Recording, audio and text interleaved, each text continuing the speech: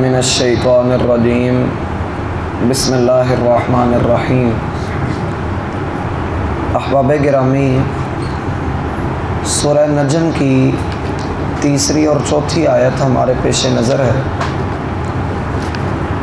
ان آیات میں اللہ سبحانہ و تعالی نے اپنے بندے محمد الرسول اللہ صلی اللہ علیہ وآلہ وسلم کی یہ صفت بیان فرمائی ہے کہ اللہ کے دین کے معاملے میں آپ اپنی مرضی سے بات چیت نہیں کرتے، اپنی رائے از خود پیش نہیں کرتے، مگر وہی بات جو اللہ سبحانہ و تعالی کی جانب سے آپ کی طرف وحی کی جاتی ہے۔ اور اس کے اندر نبی علیہ الصلاۃ والسلام کی کمال اطاعت اور کمال بندگی پایا جاتا ہے کہ انہوں نے باوجود اپنے بلند مقام و مرتبے کے اور تمام انسانوں سے بڑھ کر ممتاز ہونے کے باوجود آپ صلی اللہ علیہ وآلہ وسلم اللہ کی وحی کے بغیر کوئی فیصلہ نہیں کرتے تھے۔ اور ہمارے لیے یہ سبق ہے کہ ہم بھی اپنے دینی معاملات اور دنیاوی معاملات لازمی طور پر اس شریعت کی روشنی میں نبی علیہ السلام کی سنت کے مطابق چلانے کی کوشش کریں جو اللہ نے ہمارے لیے متعین کر دیے ہیں۔ دین ایسا جامع اور مکمل ہے کہ کوئی چیز ایسی باقی دنیا کے اندر موجود ہی نہیں ہے کہ جس کی رہنمائی اس شریعت نے نہ دی ہو۔ ہر شے کے متعلق اسلام کا حکم بڑا واضح ہے اور دو ٹوک ہے۔ بالخصوص نبی علیہ الصلاۃ والسلام نے حلال اور حرام کے حوالے سے جو اسباق دیے ہیں وہ پڑھنے کے قابل ہیں۔ اور یہ سبق بھی ان آیات سے ملتا ہے کہ اگر انسان کے پاس علم نہ ہو تو وہ بغیر علم کے فتویٰ نہ دے، وہ بغیر علم کے اپنی رائے اور اپنی بات پیش نہ کرے۔ اس کی بات بہت زیادہ چانس ہے کہ غلط ہو سکتی ہے، اور اگر کسی نے اس کی بات کو قبول کر لیا اور پھر اس پر عمل کر بیٹھا جبکہ یہ لا علمی میں فتویٰ دے چکا ہے، لا علمی میں لوگوں کو کسی کام کا کہہ چکا ہے، تو وہ یہ نہ سمجھے کہ چلو مجھ سے غلطی ہو گئی تو کچھ نہیں ہوتا۔ نبی علیہ الصلاۃ والسلام نے فرمایا جس شخص نے بغیر علم کے فتویٰ دیا تو وہ اپنا ٹھکانہ جہنم کے اندر بنا لے۔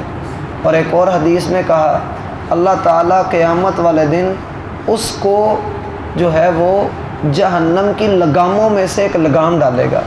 اسی طرح اگر کوئی شخص دین کا علم سیکھتا ہے کہ وہ علماء کو لاجواب کر سکے اور عام عوام کو بیوقوف بنا سکے، اور شہرت چاہے کہ مجھے یہ علم حاصل کرنے کے بعد شہرت مل جائے، لوگ مجھے بہت اونچا سمجھنا شروع کر دیں، تو ایسی صورت میں نبی علیہ الصلاۃ والسلام نے فرمایا کہ یہ جہنم کے اندر داخل کیا جائے گا۔ اسی طرح اگر کوئی شخص لوگوں کو گمراہ کر دیتا ہے اور ایسی بات کی طرف لگا دیتا ہے جو اللہ کی وحی کی بنیاد کے اوپر نہیں ہے، جو قرآن اور حدیث سے متصادم ہے، اور وہ یہ صرف شہرت پانے کے لیے ایسی حرکت کرتا ہے، تو نبی علیہ الصلاۃ والسلام نے فرمایا دو عادتیں بندے کے دین کا جتنا بیڑا غرق کر دیتی ہیں اتنا دو بھوکے بھیڑیے بکریوں کے ریوڑ کا نقصان نہیں کرتے، ایک شہرت کا لالچ اور دوسرا مال و دولت کا لالچ۔ تو یہ جو انداز اختیار کیا جاتا ہے کہ ہمارے ہاں جس کا جو جی چاہتا ہے منہ اٹھا کر وہ دین کے متعلق بات کر دیتا ہے، فتویٰ دے دیتا ہے، اور جب اسے اصل بات کی طرف رغبت دلائی جائے، اصل بات کی طرف رہنمائی دی جائے اور اسے یہ کہا جائے کہ یہ اصل اور حق بات یوں ہے، تو وہ اپنی انا کے اوپر اڑ جاتا ہے۔ اور ہم ایسے لوگوں کو دیکھتے ہیں، قریب سے جانتے ہیں کہ جن لوگوں نے اپنی رائے دین کے متعلق پیش کی اور پھر ان کو روکا گیا، ان کو اصل بات کی طرف توجہ دلائی گئی تو وہ اڑ گئے۔ حدیث میں ہے کہ جس کسی نے بغیر علم کے فتویٰ دیا اور پھر وہ فتویٰ درست بھی ہوا، بغیر علم کے فتویٰ دیا اور پھر وہ فتویٰ درست بھی ہوا، تب بھی اللہ کے عذاب سے وہ بچے گا نہیں۔ کس وجہ سے؟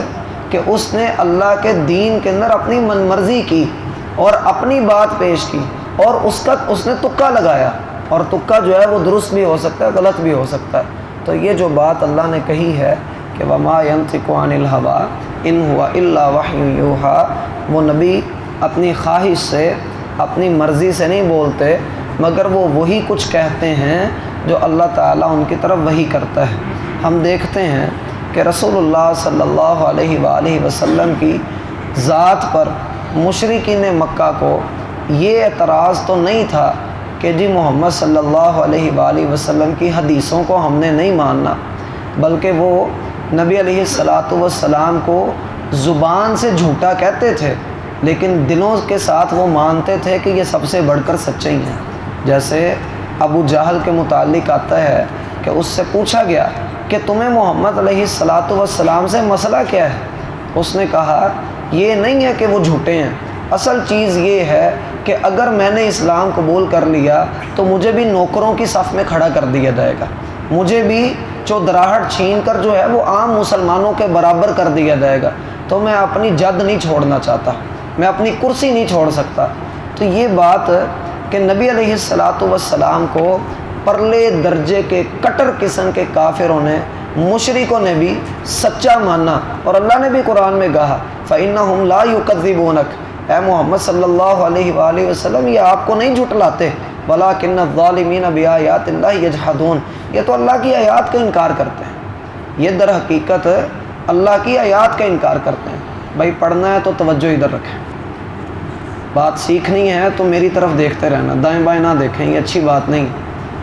تو ہم بات کر رہے ہیں کہ مشرکین مکہ نبی علیہ الصلاۃ والسلام کی طرف اس جھوٹ کی نسبت نہیں کرتے تھے، اور اگر کرتے بھی تھے تو دل ان کے بہرحال مطمئن ہوتے تھے کہ یہ بندہ سچا ہے، سچ بولتا ہے، بس لوگوں کے کہنے پہ چل پڑتے۔ اللہ تعالیٰ نے قرآن میں کہا ان سے کہیے ذرا ایک ایک دو دو بندے سائیڈ پہ ہو کے بیٹھو، پھر غور کرو کیا محمد صلی اللہ علیہ وآلہ وسلم جھوٹے لگتے ہیں؟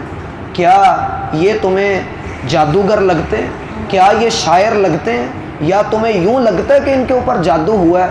اگر ان چیزوں میں سے جو تم ان کو بار بار کہتے ہو، ان کے بارے میں مشہور کرتے ہو، اگر تو ان میں سے کوئی خصلت ایسی پائی جاتی ہے ان میں، پھر تو تمہاری بات ٹھیک ہے، اور اگر ایسی کوئی خامی اللہ نے اپنے نبی میں نہیں رکھی ہے تو پھر جان لو کہ یہ اللہ کا سچا نبی ہے، یہ اللہ تعالیٰ کا حقیقی نبی ہے جو اس نے تمہاری طرف خبردار کرنے کے لیے بھیجا ہے۔ اب مزے کی دلچسپ بات یہ ہے کہ مشرکین مکہ نے نبی علیہ الصلاۃ والسلام کو جھٹلایا نہیں، بلکہ اللہ کی آیات کا انکار کیا، اللہ کے دین کا انکار کیا۔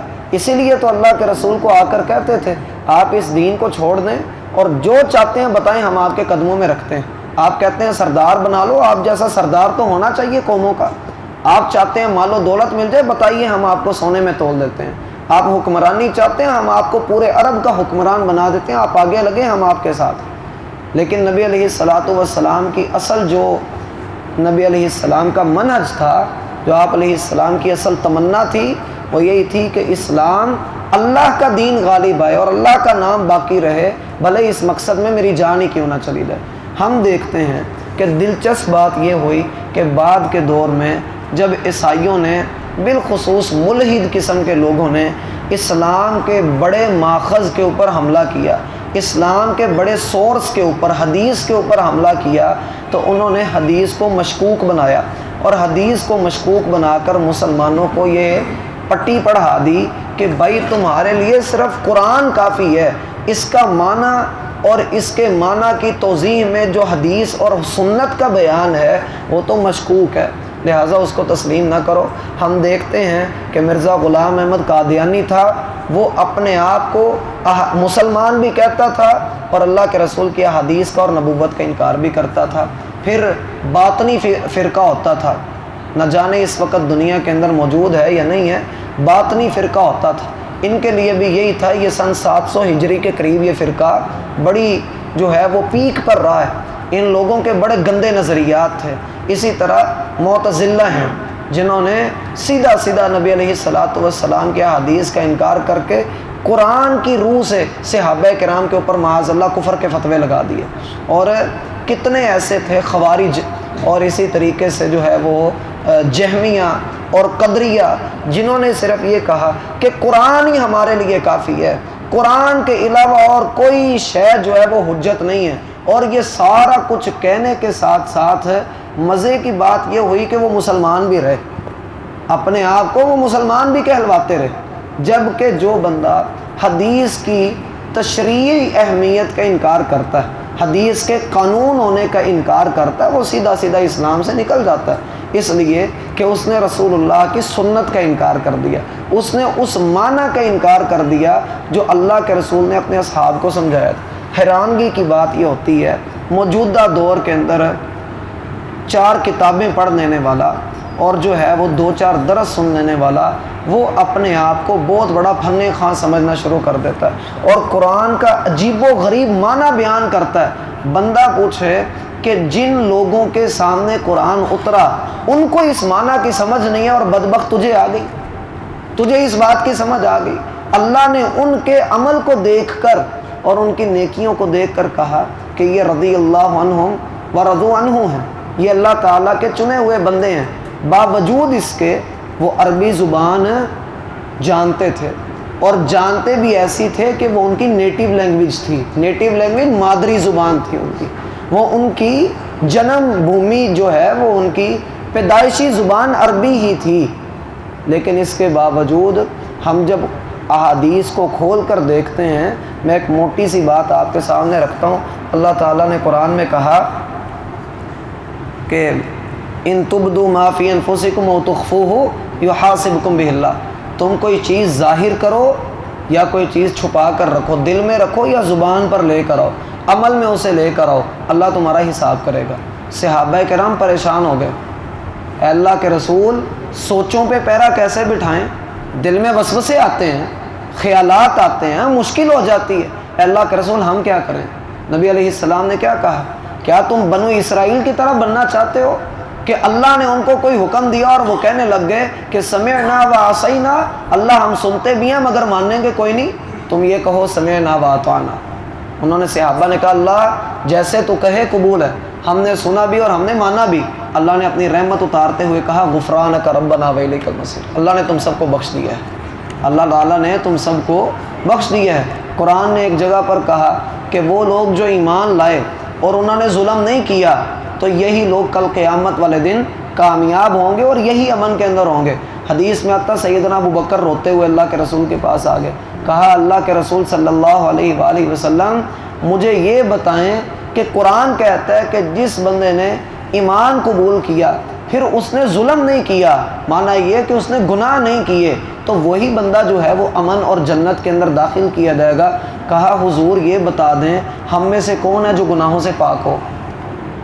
ہم میں سے کون ہے جو گناہوں سے پاک ہو؟ قرآن کے لفظ ہیں الذین آمنوا ولم یلبسوا ایمانہم بظلم اولئک لہم الامن واولئک هم مہتدون۔ عربی ہونے کے باوجود، عربی نسل ہونے کے باوجود صحابہ کی ایک بڑی جماعت کو اس آیت کی سمجھ نہیں آئی، آئے اللہ کے رسول کے پاس، اے اللہ کے رسول ہمیں یہ بتائیں کہ اللہ کہتا ہے ایمان کے ساتھ جس بندے نے گناہ نہیں کیے ہوں گے وہی امن کی جگہ پہ داخل ہوگا، وہی جنت کے اندر جائے گا۔ تو حضور یہ فرمائیے کہ ہم میں سے کون ہے جو گناہوں سے پاک ہے؟ ہم تو انسان ہیں، گناہ کرتے ہیں، ادھر توبہ کرتے ہیں، پھر غلطی ہوتی ہے، پھر اللہ کے در پہ آتے ہیں۔ ہمارے ساتھ تو یہ چیزیں جڑی ہوئی ہیں، اور محبوب آپ نے تو کہا آدم کا ہر بیٹا خطا کار ہے، ہر بندے سے خطا ہوگی۔ تو اللہ کے رسول یہ بتائیں، نبی علیہ السلام مسکرا دیے، اور آپ نے کہا ابو بکر اس کا وہ معنی نہیں جو آپ سمجھ رہے ہیں۔ کیا کہا اللہ کے رسول نے؟ اس کا وہ معنی نہیں ہے جو آپ سمجھ رہے ہیں، یہاں ظلم سے مراد شرک ہے۔ اگر حدیث نہ ہوتی تو پھر تو یہ بات اپنی جگہ پر باقی رہنی تھی، اور اگر صحابہ اس حالت میں تھے تو سوچئے ہماری کیا حالت ہوتی۔ باوجود اس کے وہ عربی زبان جانتے تھے، لیکن نبی علیہ السلام کی سنت کی، آپ علیہ السلام کی توضیح کی ضرورت ان کو پڑتی رہتی تھی۔ اللہ نے قرآن میں کہا کہ آپ قرآن کو جب وحی آپ پر اترے تو اے محمد صلی اللہ علیہ وآلہ وسلم آپ اس کو سن لیں، اس کو سنیں، اس قرآن کی وحی کا آپ کو یاد کروانا اللہ کے ذمہ ہے، پھر اس کا معنی بھی آپ کو سمجھانا اللہ کے ذمہ ہے۔ کیا آیت ہے؟ فَإِذَا قَرَأْنَاهُ فَاتَّبِعْ قُرْآنَهُ ثُمَّ إِنَّ عَلَيْنَا بَيَانَهُ۔ جب قرآن پڑھا جا رہا ہو تو آپ خاموشی سے اس کو سنیں، پھر اللہ کے ذمے ہے کہ اللہ آپ کو وہ یاد کروائے، پھر اس کا بیان کرنا، ان علینا بیانا، اس کا بیان بھی ہمارے ذمے ہے۔ اب کوئی بندہ وہ قرآن کو اٹھائے، اس میں زکوٰۃ کا حکم پڑھے، اس میں روزوں کے متعلق دیکھے، اس میں نماز کے معاملات کو دیکھے، وراثت کو دیکھے، میت کا حکم پڑھے، تو وہ دیکھے گا کہ ان ساری چیزوں کا اللہ تعالیٰ نے لائٹلی ذکر کیا ہے، مجمل ذکر کیا ہے، مفصل ذکر اللہ نے نہیں کیا۔ اگر یہ کہو کہ صرف قرآن ہی کافی ہے تو پھر خود بھی گمراہ ہوگے اور دوسروں کو بھی گمراہ کرو گے، اس لیے کہ رسول اللہ نے فرمایا تھا تمہارے درمیان دو چیزیں جب تک موجود رہیں گی اور تم ان کو مضبوطی سے تھام کر رکھو گے تم کبھی گمراہ نہیں ہوگے، ایک اللہ کی کتاب اور دوسرا میری سنت۔ اور اگر یہ کہو کہ جی قرآن سے اس کی دلیل پیش کرو تو اللہ نے کہا تیرے رب کی قسم یہ مومن ہو ہی نہیں سکتے جب تک زندگی کے ہر معاملے میں آپ کو اپنا حاکم اور رہنما تسلیم نہ کر لیں۔ کسی مومن مرد کے لیے، کسی مومن عورت کے لیے روا ہی نہیں ہے، جائز ہی نہیں ہے کہ اللہ رسول کا حکم آ جائے اور وہ پھر اپنے اختیار کو استعمال کرنے کی بات کرے۔ جو ایسا کرے گا وہ کھلی گمراہی کے اندر جا پڑے گا۔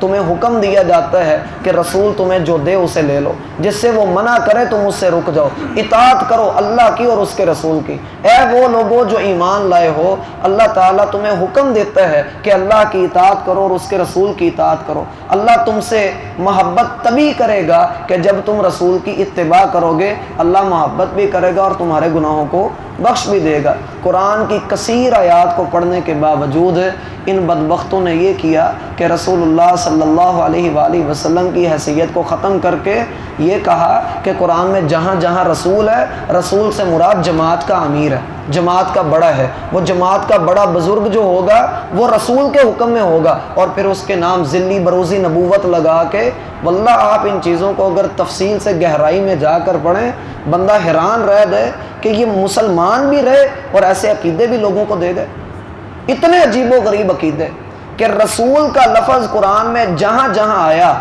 وہاں وہاں انہوں نے کہا ہماری جماعت کا امیر یہاں پر مراد ہے، یہاں محمد مراد نہیں ہے۔ جیسے قادیانیوں نے کہا قرآن میں جہاں پر احمد آیا ہے وہاں پر مرزا غلام احمد مراد ہے۔ مجھے آپ ایمانداری سے یہ بتائیں کہ آپ ماشاءاللہ تجارت کرتے ہیں، کھل کے کرتے ہیں اور اتنی کرتے ہیں کہ بس کر ہی دیتے ہیں، سارا کچھ کرنے کے بعد ایک بندہ آتا ہے آپ کو آپ کے دین کے بارے میں کوئی ایسی بات کہتا ہے، آپ کا ایمان ڈاماڈول ہو جاتا ہے۔ کیا فائدہ انسان کی ایسی زندگی کا کہ وہ اپنے ایمان کی حفاظت ہی نہ کر سکے، وہ اپنے دین کو ہی نہ سمجھ سکے۔ ایک بندہ اٹھتا ہے وہ صحابی کے بارے میں بکواس کرتا ہے، میں کہتا ہوں ہاں یار ٹھیک ہے یہ ہوا ایسے ہی ہوگا، میرے پاس وہ علم ہی نہیں ہے۔ کیوں نہیں ہے؟ میں دکان پہ بیٹھا، میرا بھائی دکان اگر میرے اور میرے صحابہ کے بارے میں، میرے اور میرے نبی کے بارے میں آڑے آ رہی ہے تو کیا فائدہ؟ انسان کو ایسی کمائی کا کیا فائدہ کہ جس کمائی کو استعمال کرنے کے بعد، روزی روٹی کھانے کے بعد قوت جو ملتی ہے وہ قوت پھر دکان پہ لگا دے۔ اللہ کا دین سیکھنے کے لیے ایک گھنٹہ بھی اس کے پاس موجود نہ ہو تو میرے خیال سے یہ بہت بڑی سستی ہے۔ یہ افسوس کا مقام ہے کہ کوئی بھی اٹھتا ہے ہمارے دین کے متعلق ہمیں شکوک و شبہات کا شکار کرتا ہے، اور علماء واللہ علماء جو ہے وہ تڑپتے رہ جاتے ہیں، لوگوں کو سمجھاتے رہ جاتے ہیں، لیکن جب تک مچھلی پتھر چاٹ کر واپس نہیں آتی تب تک لوگوں کو سمجھ نہیں آتی۔ ابھی یہ پچھلے دنوں میں ایک ایپ تھی کہ 36,000 روپیہ لگاؤ اور ڈالر تمہیں ملیں گے۔ ہمارے ایک ساتھی نے ایسا کیا، پہلے دن مجھے کہتا آپ کو ہم نے ڈالر لگوا دیا کرنے، آپ بھی ڈالر کماؤ۔ میں نے جب اس سے پوچھا میں نے کہا یہ حرام ہے، اس سے بچ جاؤ، کہتا نہیں تڑا مولویاں دا کام ہی یہ ہے۔ واللہ 3 دن کے بعد کل سر پکڑ کے بیٹھا تھا، کیا ہوا ہے؟ میرا 3 لاکھ ڈالر ڈوب گیا۔ 3 لاکھ ڈالر ہے، 3 لاکھ روپیہ نہیں ہے، کہتا 3 لاکھ ڈالر ڈوب گیا۔ وہ جو ایپ تھی وہ بند ہو گئی، لے کر سارا کچھ بھاگ کے پاکستان سے صرف 5 ارب ڈالر وہ سمیٹ کے لے گئے۔ جب علماء کی بات نہیں مانتے بعد میں سر پکڑ کے بیٹھتے ہیں، مولوی صاحب ہم دعا کرو نظر لگ گئی۔ تو میرا بھائی، اسلام نے جو چیزیں بتائی ہیں، رسول اللہ کی جو حیثیت ہے اس کو اپنی زندگی میں برقرار رکھیں اور اسی کے ساتھ زندگی ہے۔ اللہ سمجھنے کی توفیق دے۔ سبحانک اللہم و بحمدک، اشہد ان لا الہ الا انت، استغفرک و اتوب الیک۔